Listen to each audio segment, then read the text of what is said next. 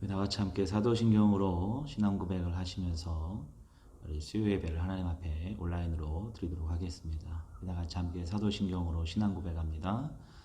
전능하사 천지를 만드신 하나님 아버지를 내가 믿사오며 그 외아들 우리 주 예수 그리스도를 믿사오니 이는 성령으로 잉태하사 동정녀 마리아에게 나시고 본디오 빌라도에게 고난을 받으사 십자가에 못 박혀 죽으시고 장사한 지 사흘 만에 죽은 자 가운데서 다시 살아나시며 하늘에 오르사 전능하신 하나님 우편에 앉아 계시다가 저리로서 산자와 죽은 자를 심판하러 오시리라. 성령을 믿사오며 거룩한 공예와 성도가 서로 교통하는 것과 죄를 사하여 주시는 것과 몸이 다시 사는 것과 영원히 사는 것을 믿사옵나이다. 아멘. 우리 찬송가 570장입니다. 주는 나를 기르시는 목자. 우리 함께 찬송 드립니다. 주는 나를 기르시는 목자요 나는 주님의 귀한 어린 양 푸른 풀밭 맑은 시냇물가로 나를 늘 인도하여 주신다. 주는 나의 좋은 목자 나는 그의 어린 양 저를 따라 꼴을 먹여주시니 내게 부족함 전혀 없어라. 예쁜 새들 노래하는 아침과 노을 비끼는 고운 황혼에 사랑하는 나의 목자 음성이 나를 언제나 불러주신다. 주는 나의 좋은 목자 나는 그의 어린 양 저를 따라 꼴을 먹여주시니 내게 부족함 전혀 없어라. 못된 짐승 나를 해치 못하고 거친 비바람 상치 못하리. 나의 주님 강한 손을 펼치사 나를 주야로 지켜주신다. 주는 나의 좋은 목자 나는 그의 어린 양 저를 따라 꼴을 먹여주시니 내게 부족함 전혀 없어라. 아멘.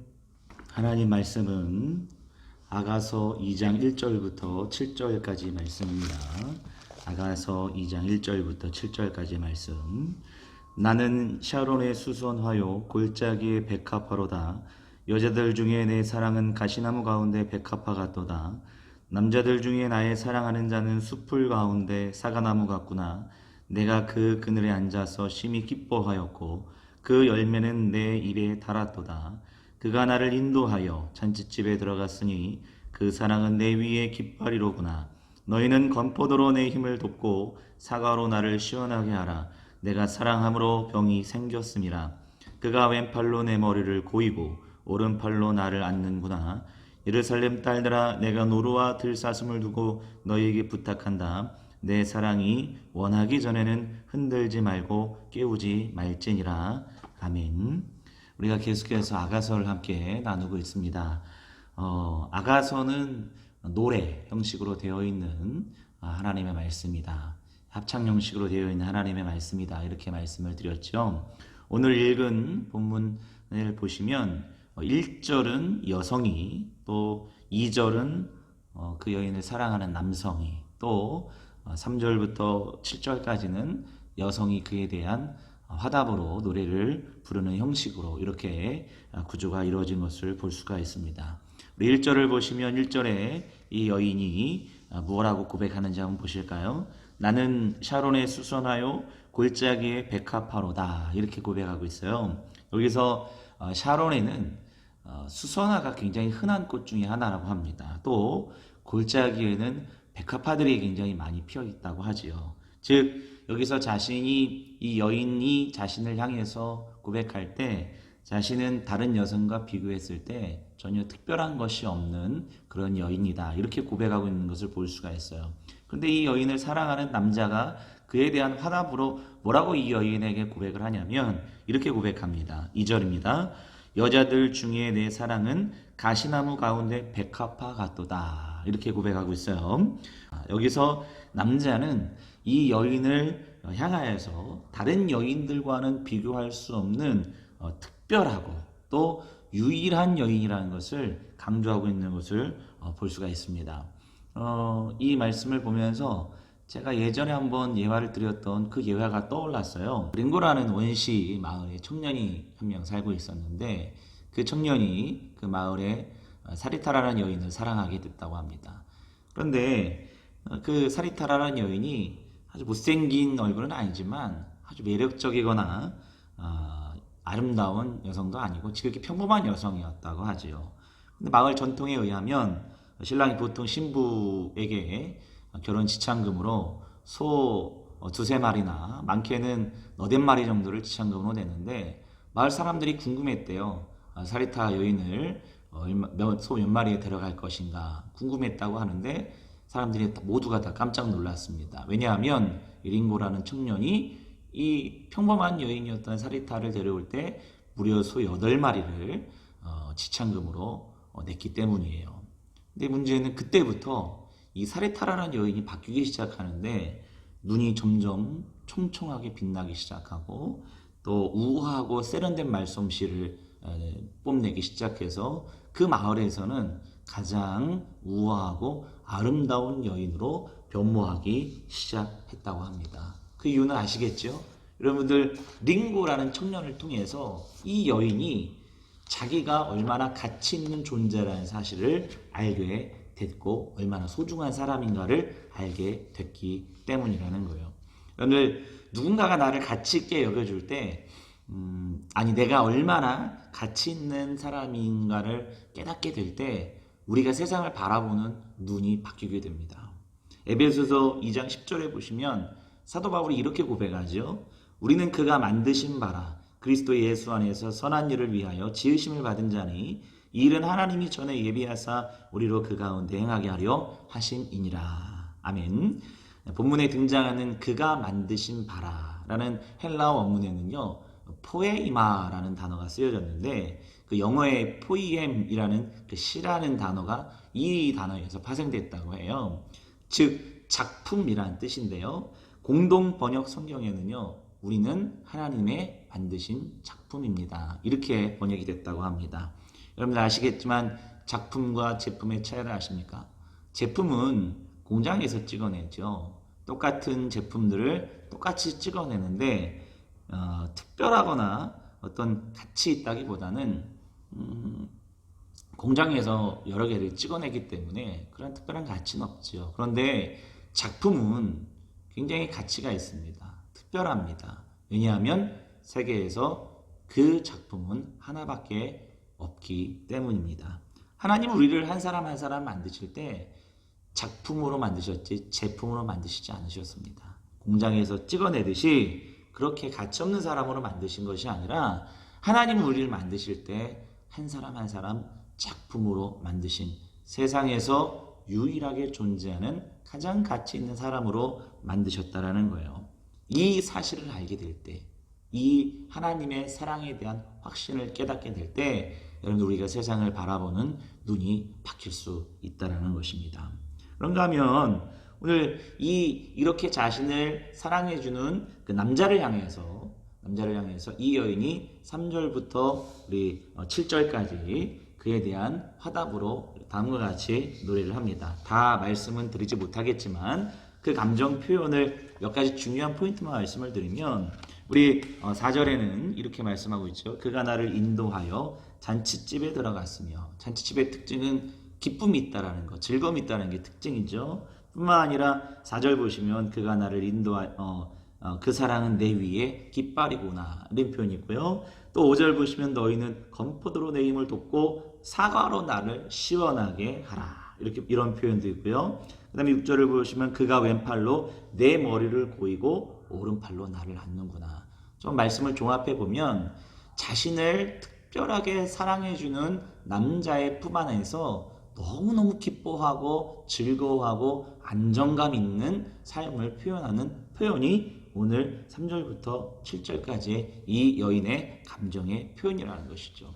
아주 재미있는 표현이 등장하는데 4절을 보시면 이런 표현이 있어요. 그 사랑은 내 위의 깃발이구나. 여기에 등장하는 깃발은 전쟁에서 승리하였을 때의 승리를 상징하는 표현이 바로 깃발이라는 표현이라고 합니다. 우리가 전쟁 영화 같은 걸 보면 고지를 점령했을 때 그 고지에다가 깃발을 꽂잖아요. 그 깃발을 꽂는다는 것은 승리를 상징할 뿐만 아니라 그 고지가 소유했다는 그 소유의 의미도 있는 것을 볼 수가 있어요.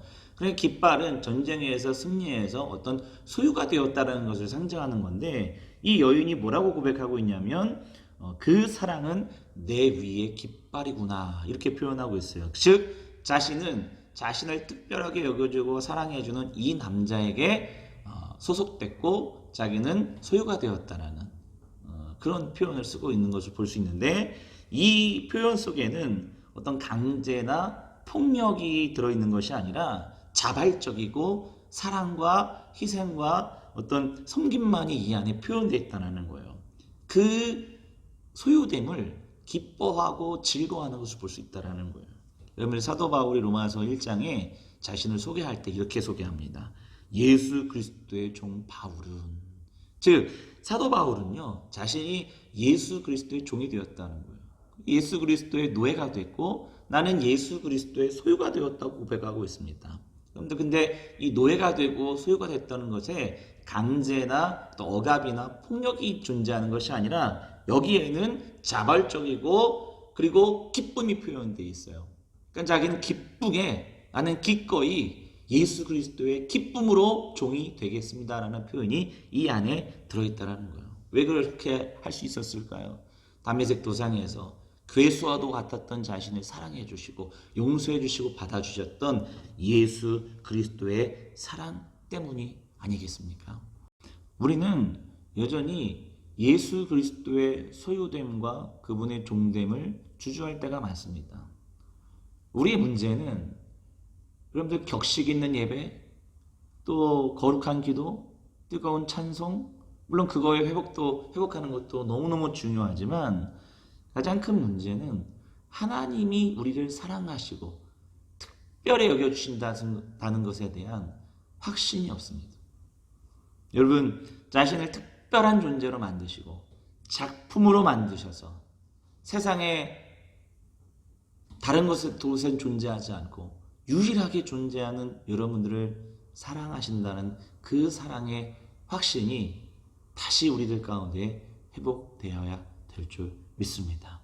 여러분들 스스로 자신을 깎아내리지 마시고 여러분들은 하나님께서 작품으로 만드셨습니다. 포의 이마, 하나님의 포의 이마예요. 하나님의 작품인 줄 믿습니다. 이 하나님의 특별한 사랑을 오늘도 회복하시고 깨달으실 수 있는 여러분 되시길 주님의 이름으로 축복합니다. 기도하겠습니다. 하나님 아버지, 우리는 하나님이 만드신 포의 이마, 즉 작품입니다. 세상에 다른 곳에는 없는 특별하고 유일한 존재로 우리를 만드셨고 우리를 사랑하셨습니다. 이 사랑에 대한 확신이 들게 하시고 그 확신을 통해서 우리가 세상을 바라볼 수 있는 눈이 아름답게 변하게 하시고 세상을 아름답게 살아갈 수 있는 믿음의 종들 되어줄 수 있도록 축복하여 주시옵소서. 예수 그리스도의 거룩하신 이름으로 간절히 축복하며 기도하옵나이다. 아멘. 하늘에 계신 우리 아버지여, 이름이 거룩히 여김을 받으시오며 나라에 임하옵시며 뜻이 하늘에서 이루어진 것 같이 땅에서도 이루어지이다.